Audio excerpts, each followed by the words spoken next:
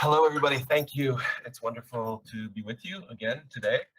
Thank you for being here in person and online. Hopefully, we'll have a chance to talk a little bit after my presentation is finished to get to know a little bit about you and what you're working on as well. My presentation today will be based on two sources for the most part. One is an article, a review article that I've just written with an Italian sociologist, maybe you know her, Delia Baldassari, and an American political scientist, Jamie Druckman. It's an article we've written for one of the Nature journals in which we review the current state of evidence of the mechanisms of political polarization. And the second source that I'll draw on today is the book that Gilda so graciously mentioned, Left and Right, the Psychological Significance of a Political Distinction. And it's really about how our political beliefs, opinions, and values are related to our thoughts, feelings, and behaviors. And so I want to try to tie these two themes together to understand how and why in many countries, including the United States and perhaps Italy, you can tell me, are divided along lines that, whether ordinary citizens fully realize it or not, correspond, at least in some significant ways, to the left-right struggle that began at the time of the French Revolution, if not before that.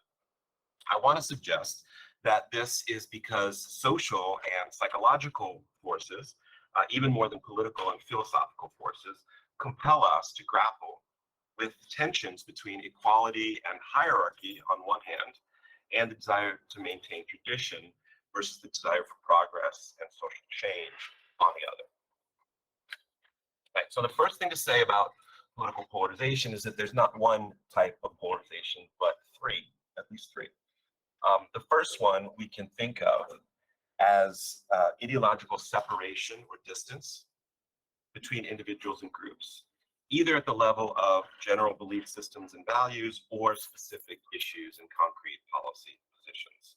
So we can talk about ideological polarization at the level of elites, like members of parliament, or at the level of ordinary citizens.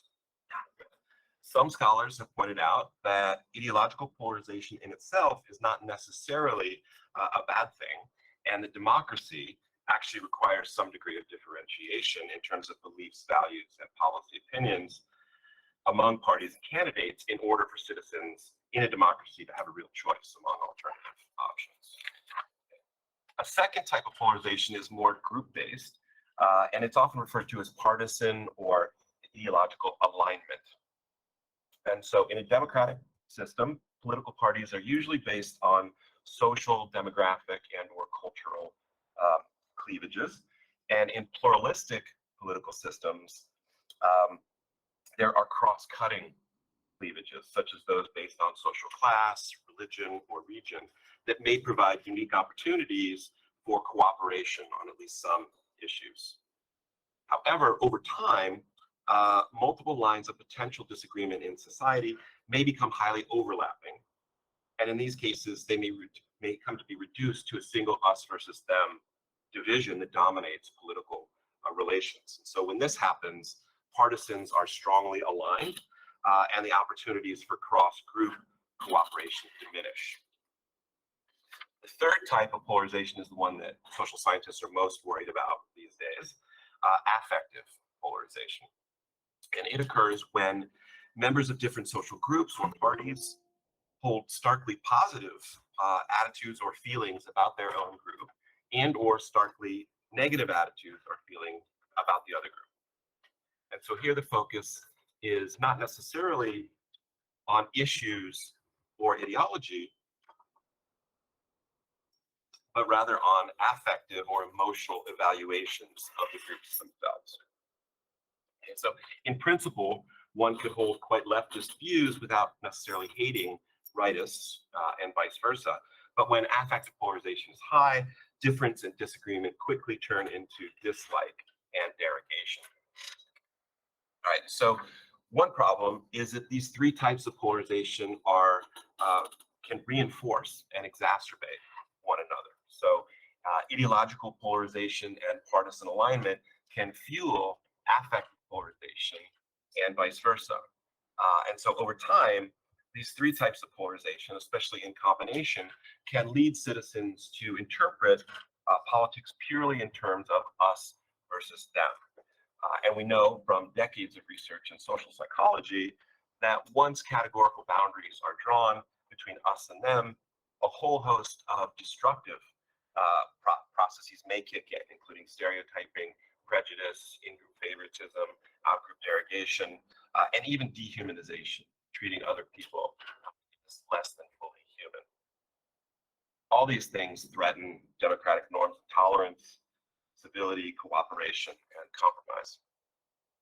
So before we turn to the question of what can be, what we can do about all of this, let's consider first the social and psychological bases of the ideological division.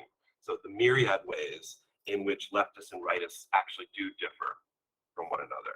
And the point here is not to exaggerate or to exacerbate the group divide, but to understand it more deeply from a psychological perspective, to see how it's overdetermined in a sense. Based on research that I and many others have conducted over the last 20 years, we know that there are a great many meaningful psychological as well as political differences between liberal leftists and conservative rightists. And so today I'll tell you about left-right differences in attitudes, values, personality traits, epistemic motives and abilities, existential motives, system justification tendencies, authoritarianism, and social dominance orientation. And whenever possible, I will describe the results of meta-analyses, which quantitatively summarize dozens or even hundreds of studies. So you get a strong sense of what the research literature as a whole is telling us after years of research. And there are many differences. Some are small, some are medium, and some are large.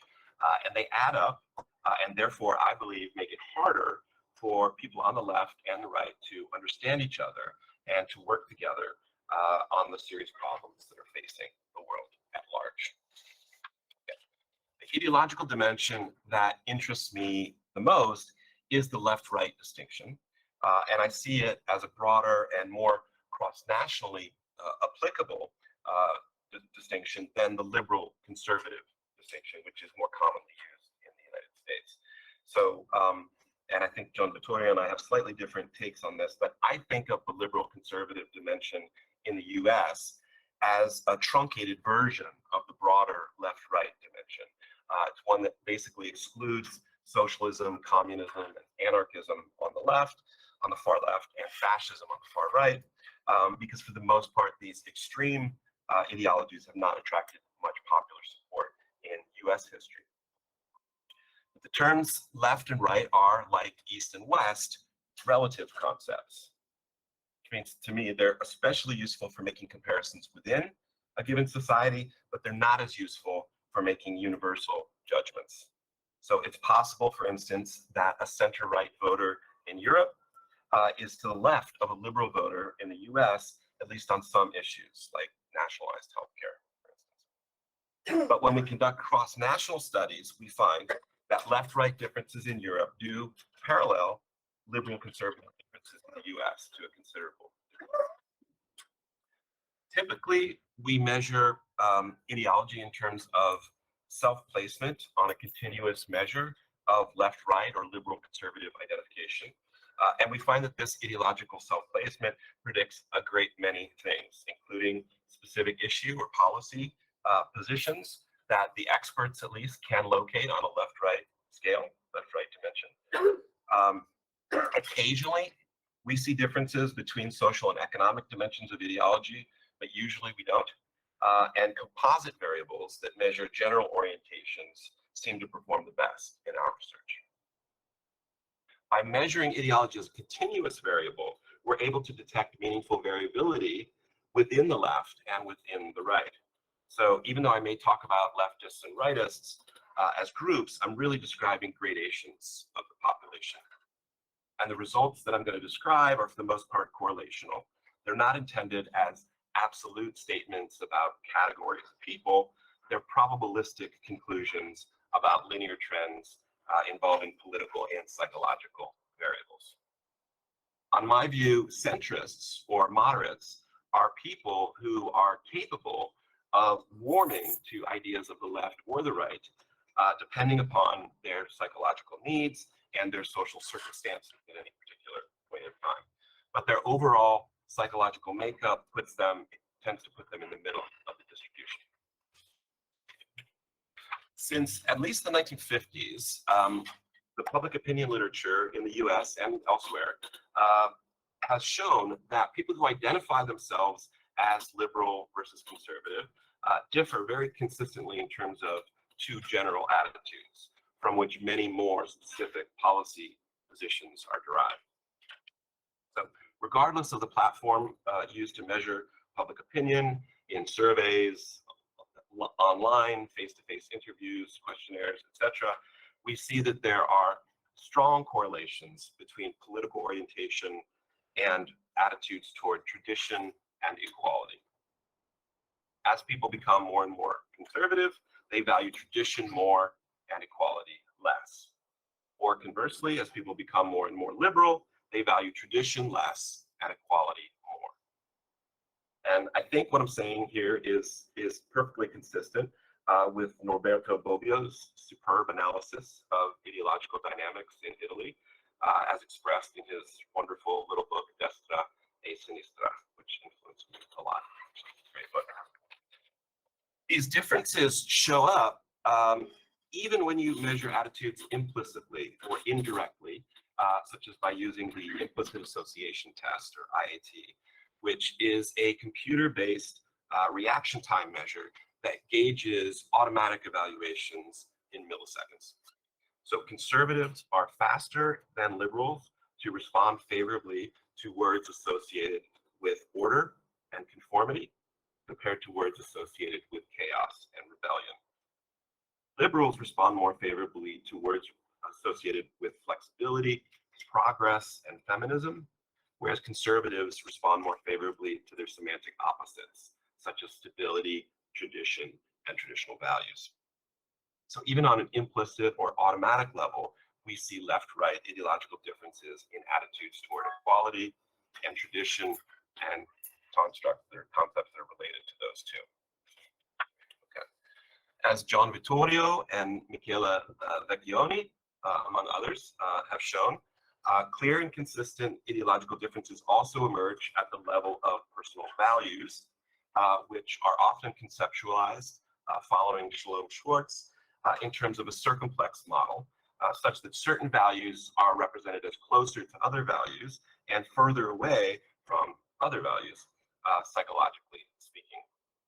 And studies carried out all over the world indicate that liberal leftists are more likely to prioritize values such as harmony, benevolence, and universalism, whereas conservative rightists are more likely to prioritize power, conformity, security, tradition, and self-interest.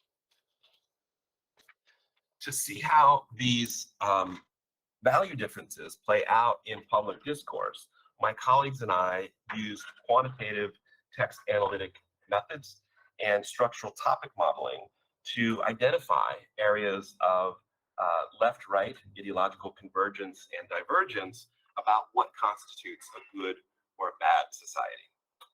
So our sample here consisted of more than 3.8 million tweets sent by over 1 million English-speaking Twitter users in 2015 and 2016.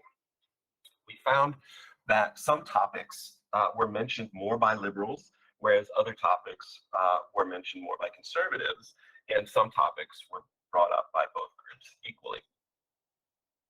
So when writing about a good society, liberals were more likely to mention themes of social justice, global inequality, women's rights, racism, criminal justice, healthcare, poverty, progress, social change, personal growth, and environmental sustainability. Conservatives, on the other hand, were more likely to mention religion, social order, business, capitalism, national symbols, immigration, terrorism, and also individual authorities and news organizations.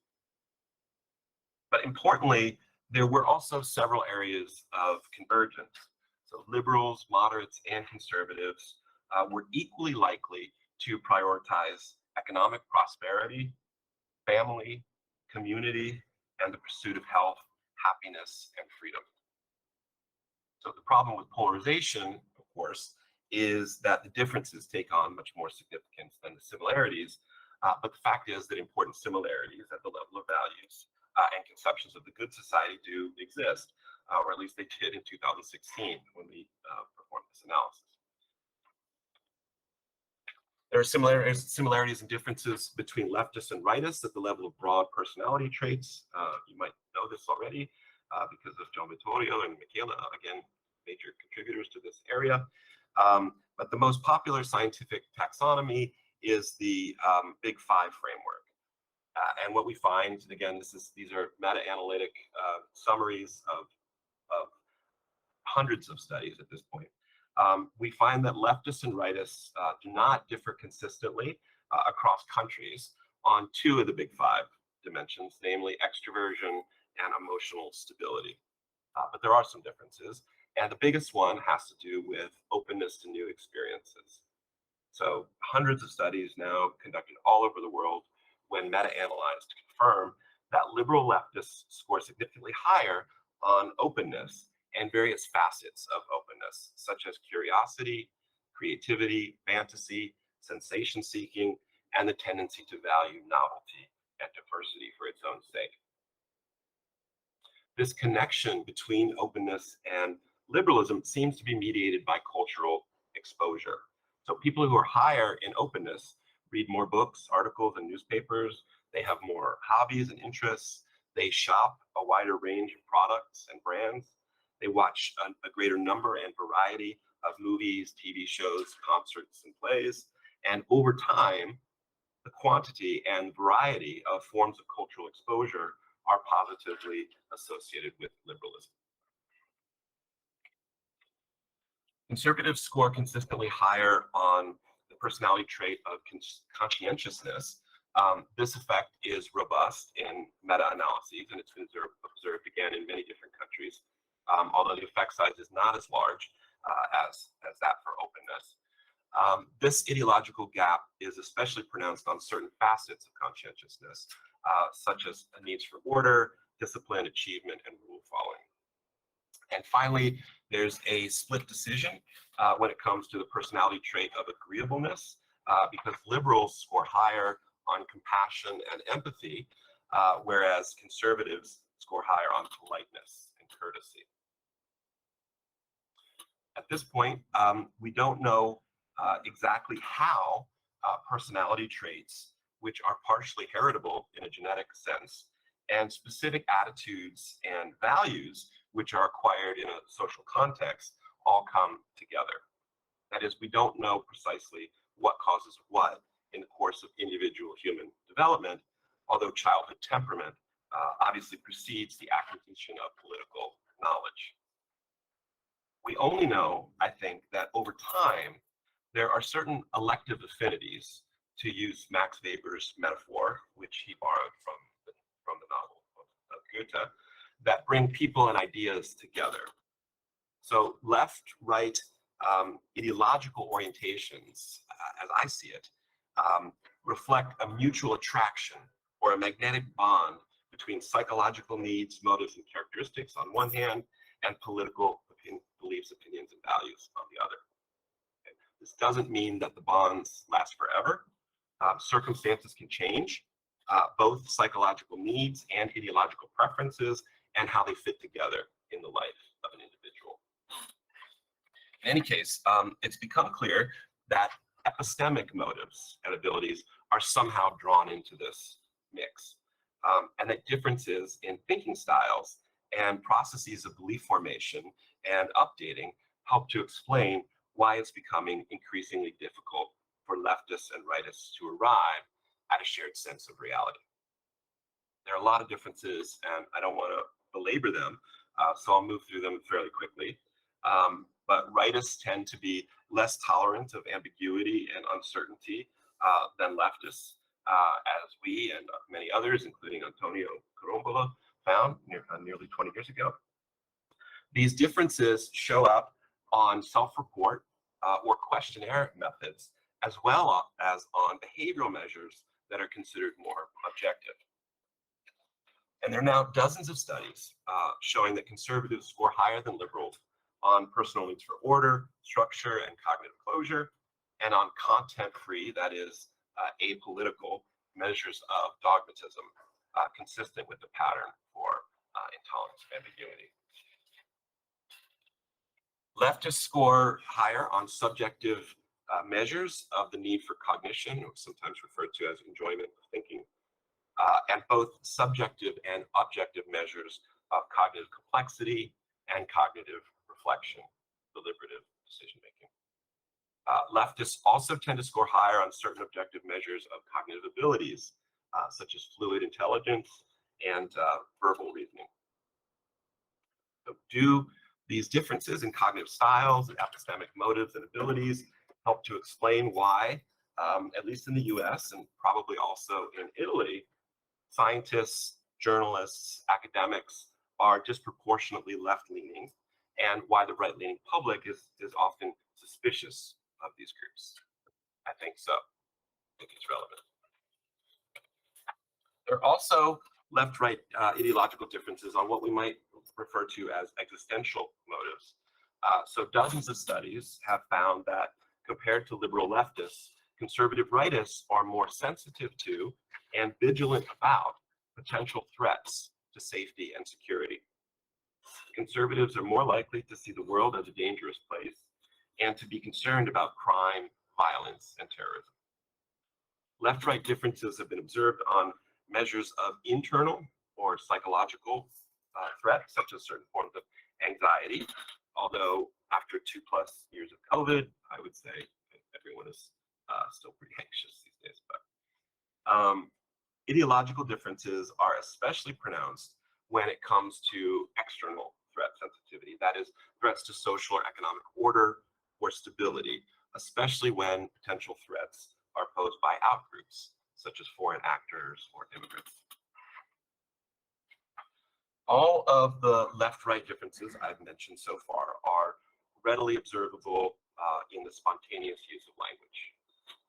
So to begin with, there are differences in the style of language, such as parts of speech. Conservative politicians and conservative citizens use a higher proportion of nouns and noun phrases, apparently because these parts of speech convey greater stability and permanence compared to adjectives and adverbs. But there are also significant differences in the thematic contents of language used by liberals and conservatives. So one of my former PhD students, Joanna Sterling, did her dissertation on this topic. And specifically, she used natural language processing to investigate 27 hypotheses derived from the research literature on political psychology. And she tested them. We tested them in the context of naturally occurring language used by nearly 25,000 Twitter users in the US. And in 23 cases, we observed significant differences in linguistic behavior using dictionary-based approaches. So liberals used more language that conveyed benevolence, whereas conservatives used more language pertaining to threat, power, tradition, resistance to change, certainty, security, anger, anxiety, and negative emotion in general.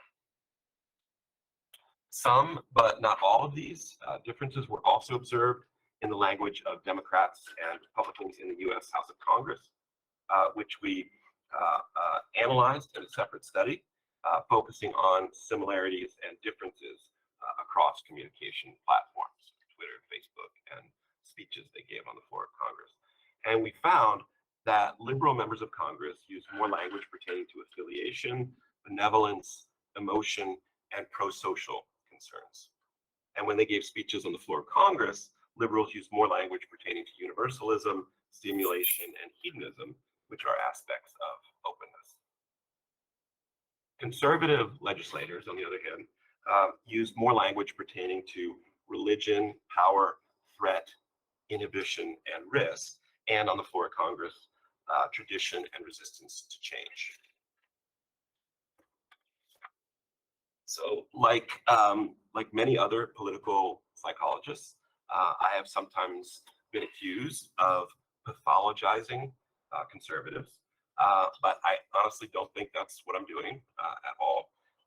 On the contrary, I'm trying to understand how normal variation in fundamental epistemic, existential, and relational needs or motives to cope with perennial questions of certainty, security, and solidarity manifest themselves in the political world as ideological reconciliations that can be located on a left-right continuum.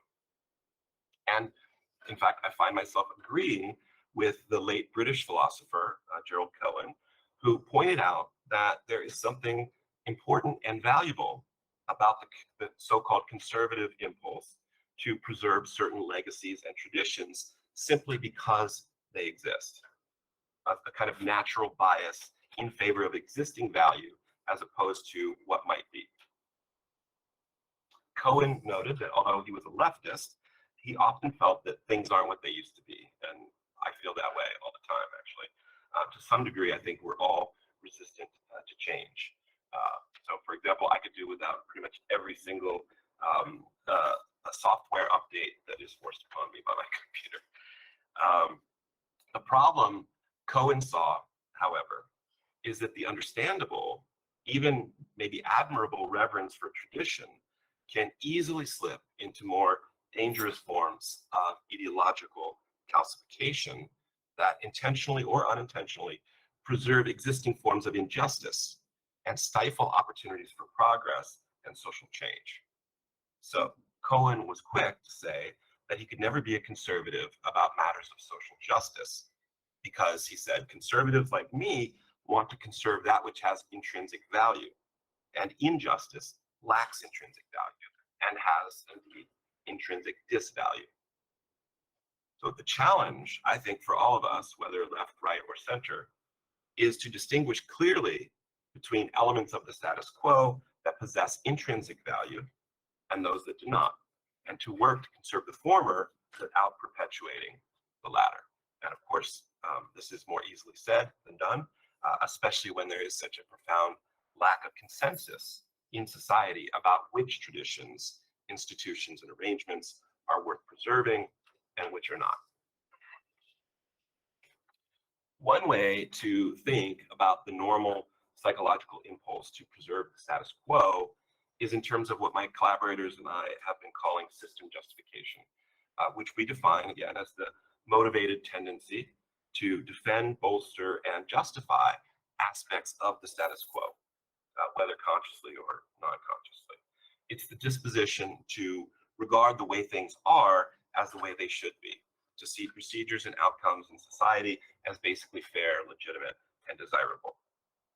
And if you attended my lecture at the beginning of this month, you know that we can measure system justification tendencies in specific domains, such as gender or race or the economy or the system of representative democracy in the US, or in a more general or diffuse way, as in the case of this 8-item scale. And so these items, again, are, in general, you find society to be fair. In general, the American political system operates as it should. American society needs to be radically restructured. It's a reverse scored item. The US is the best country in the world to live in. Most policies serve the greater good. Everyone has a fair shot at wealth and happiness. Our society is getting worse every year. That's a reverse scored item. And society is set up so that people usually get what they deserve. People who endorse these items tend to be happier than people who don't. And they report more positive affect and less negative affect.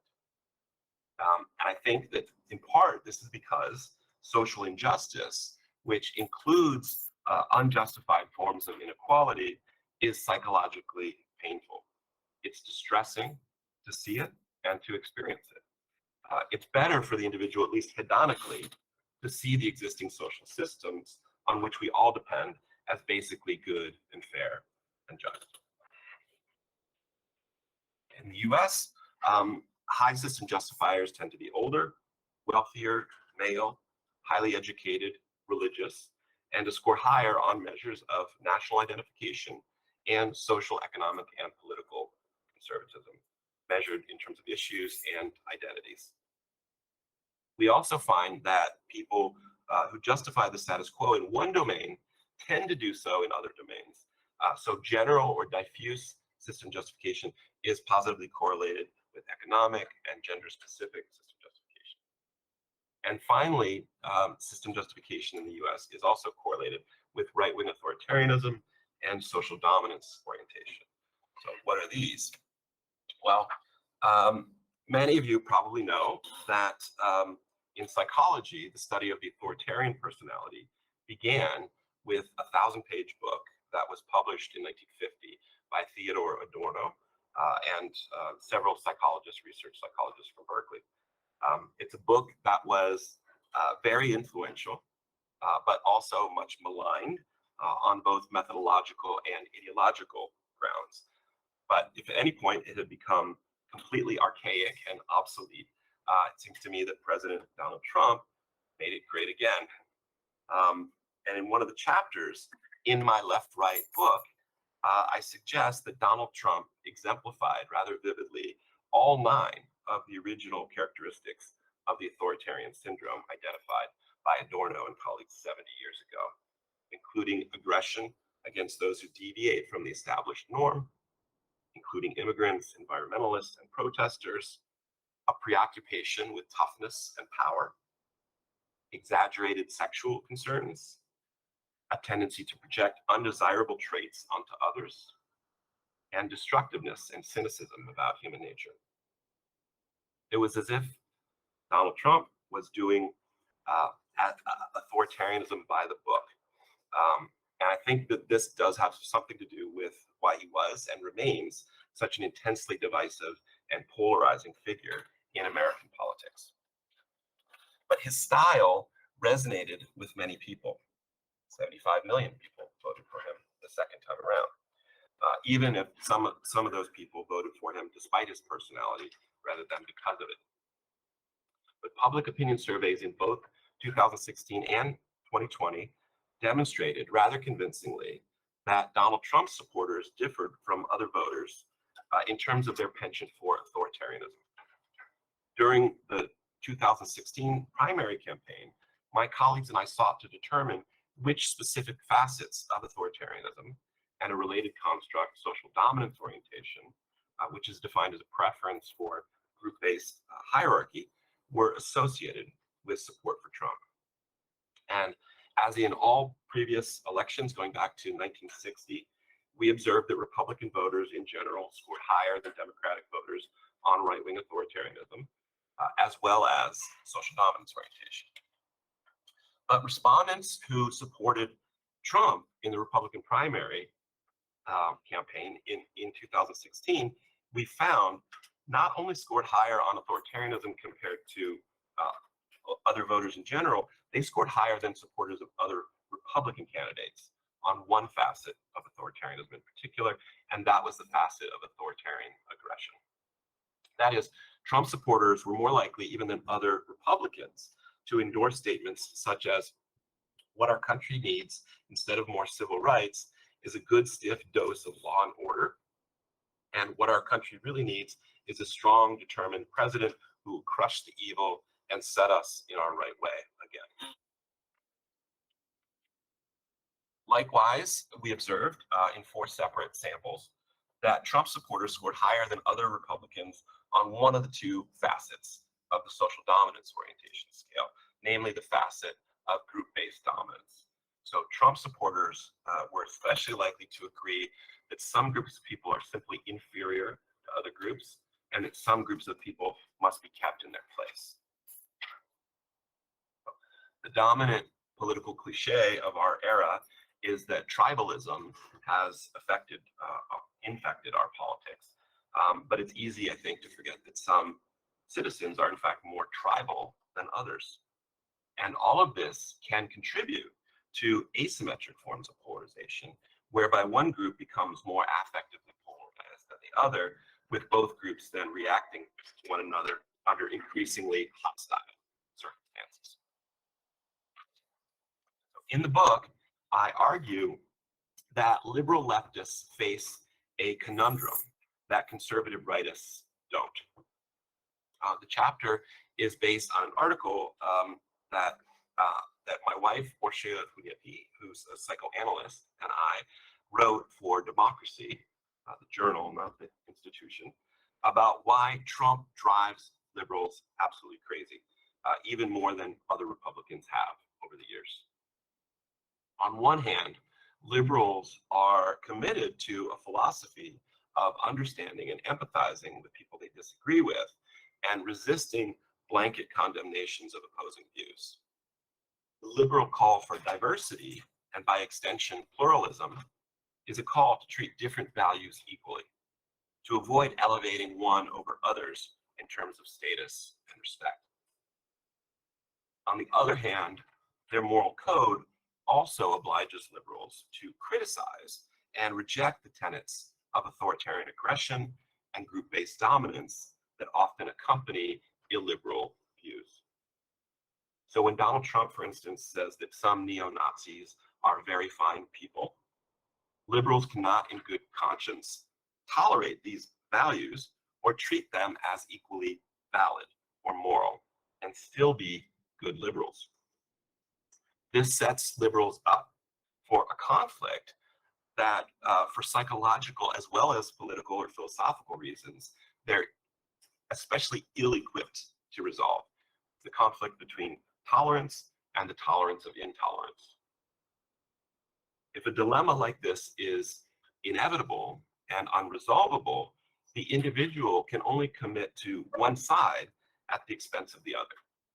So if the liberal decides that openness and acceptance matter above all, that we should never treat anyone as the other, and that we must listen patiently to those with whom we disagree, this comes at the expense of leftist political goals. If instead the liberal leftist decides that enough is enough, time to fight is now, he or she is accused by fellow liberals and, of course, conservatives of being closed-minded, prejudiced, and intolerant. And indeed, he or she may come to worry that the accusation is true. This is not a conundrum that affects people who are high in authoritarian aggression or group-based dominance. It's just not a conflict. So, is the situation in the US and maybe Hungary and Turkey and Brazil and a few other places at least, is it hopeless? I want to think not. I want to hope not. If liberals on the left and conservatives on the right differ in so many different ways, one might surmise that toxic forms of polarization will be with us for quite a while. We've seen that rightists hold more favorable implicit and explicit attitudes toward tradition and stability, whereas leftists hold more favorable attitudes toward equality and progress. Rightists value conformity, security, and power, whereas leftists value harmony, benevolence, and universalism.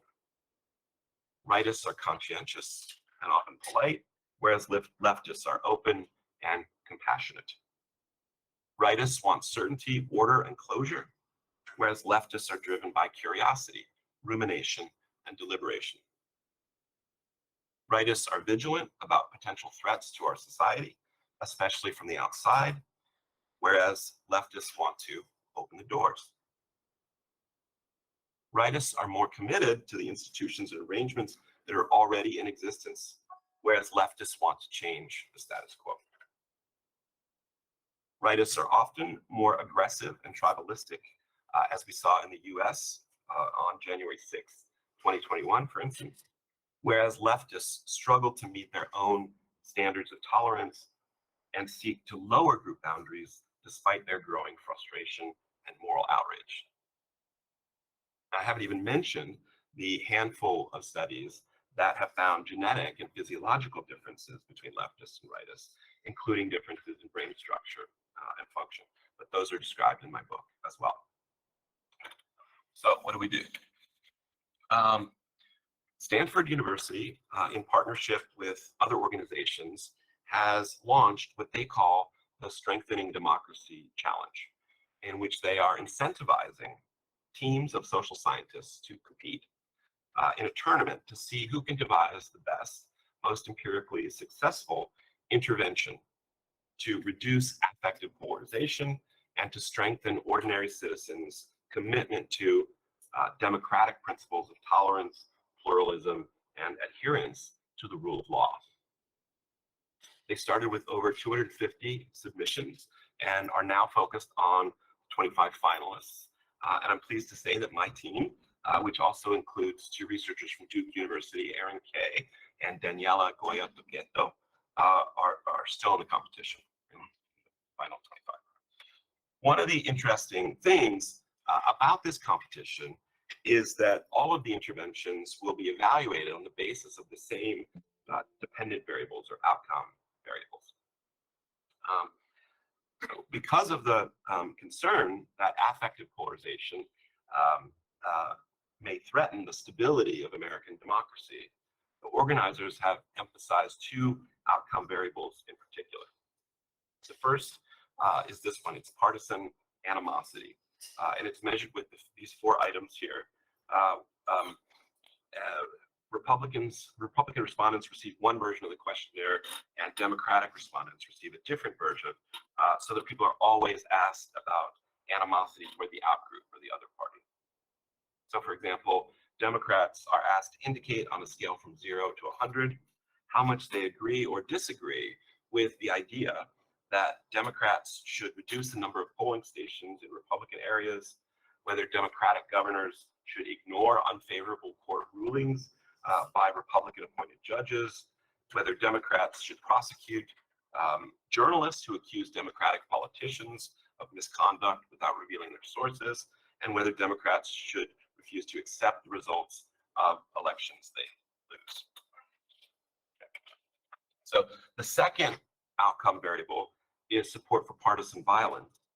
Respondents are asked, for instance, if it's okay for a Democrat to send threatening and intimidating messages to Republican leaders and to harass rank and file Republicans on the internet. They're also asked to, again, on a scale from 0 to 100, whether it's ever justified for members of their party to use violence to advance their political goals or in response to election losses.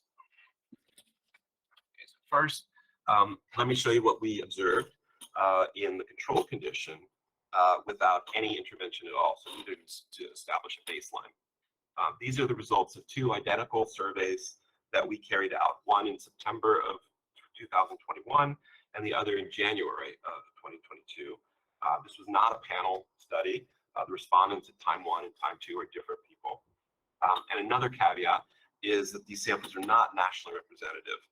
They're convenient samples that we recruited and paid through Cloud Research Panel. In the Strengthening Democracy Challenge, these measures and our manipulation will be administered to a much larger nationally representative sample of Americans. Okay. So what did we find at baseline? I would not say that support for ignoring the rule of law or committing violence against out-partisans was very high in absolute terms, but it certainly was not 0. At time 1, Republican respondents showed more animosity and more support for violence than Democratic respondents, but this was not the case at time 2. We saw a big jump from time 1 to time 2 among both Democratic and Republican respondents, possibly because time 2 was close to the 1-year anniversary of the US Capitol insurrection, which was widely covered in the media. At time 2, both Democrats and Republicans were between 24 and 31 on a scale from 0 to 100 with regard to partisan animosity and support for partisan violence, which is quite a bit higher than I would have expected initially. So what did we think could possibly reduce partisan animosity and support for violence? Well, the best idea we had, I think, was an experimental manipulation derived from system justification theory, which again was the subject of my last lecture here at La Sapienza. This is a manipulation that encourages people to identify with and justify the American system of democracy without putting them on the defensive. It's a very simple passage that aims to make people feel proud of our democratic system and to want to preserve it. So it's entitled The Resilience of the American System. and it reads as follows. There are many things that make the United States of America unique and special, but one of the biggest factors is that it and its people never abandoned the principles that made it great.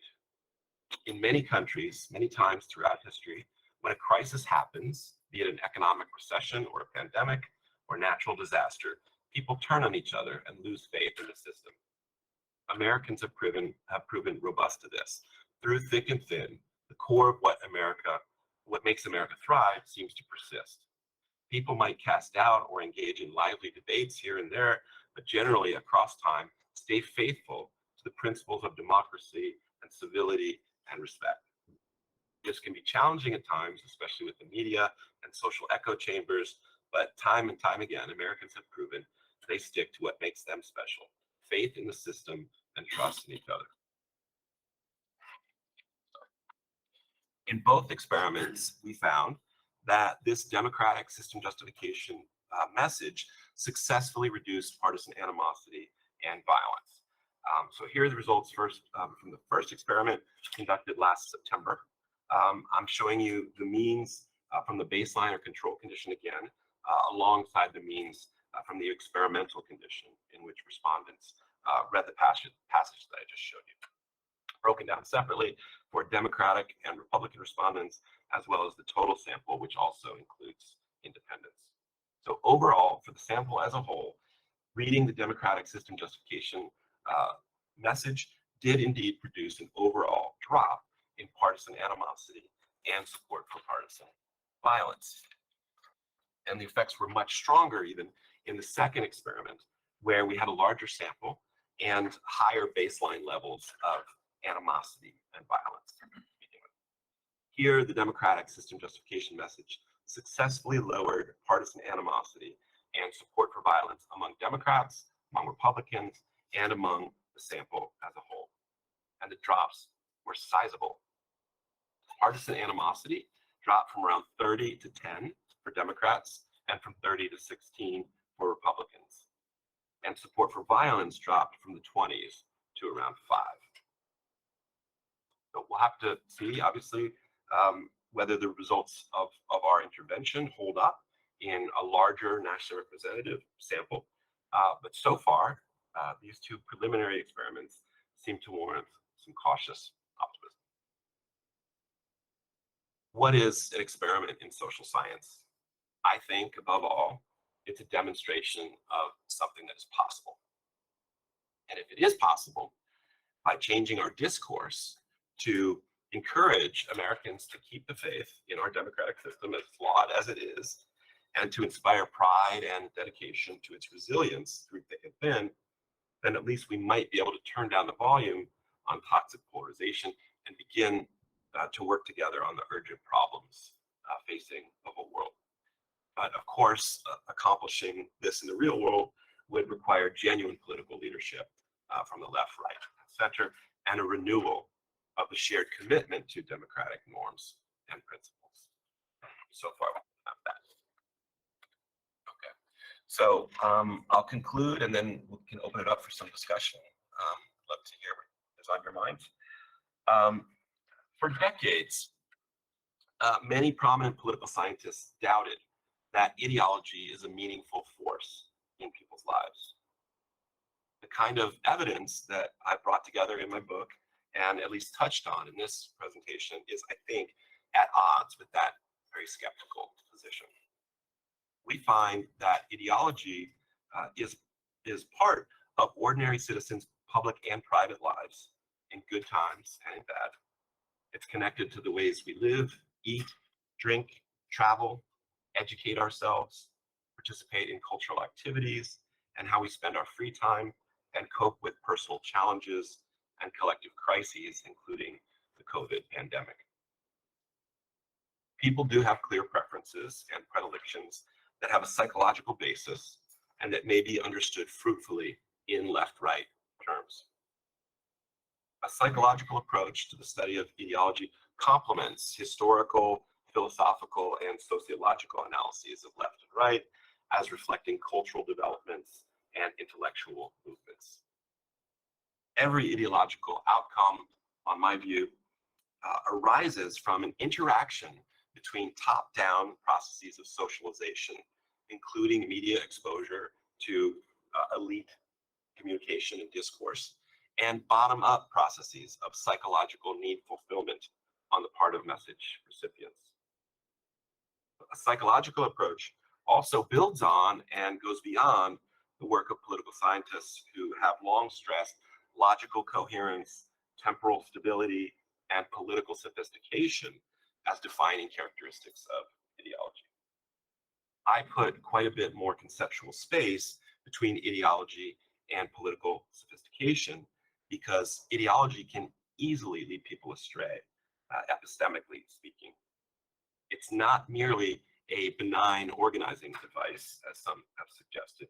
It's a way in which individuals and groups situate themselves and seek justification for their thoughts, feelings, and behaviors. Personally, what I think we need from our democratic institutions and political leaders is a way to understand and resolve the many important differences in the spirit of good faith, deliberation, and debate with fairly implemented representative elections to break the stalemate.